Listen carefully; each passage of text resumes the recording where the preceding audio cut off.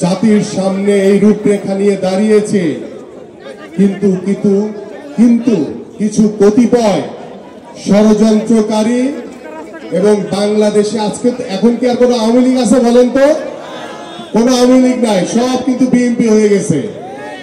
সেই নব্য বিএনপি বিভিন্ন জায়গায় বাংলাদেশের রাষ্ট্রীয় প্রতিষ্ঠানগুলোতে বসে, সংবাদ মাধ্যমে বসে তারা আপনাদের ভিতরে আনাচে কানাচে ঢুকে পাড়া মহল্লায় ষড়যন্ত্র করে বেড়াচ্ছে। সেই ষড়যন্ত্রের জন্য এই মানুষগুলোকে আপনাদেরকে সতর্ক থাকতে হবে এবং ওই মানুষগুলোকে, ওই ষড়যন্ত্রকারীদেরকে আইডেন্টিফাই করে তাদেরকে আইনের আওতায় আনতে হবে। কিন্তু কিছু কিছু জায়গায় আমরা দেখতে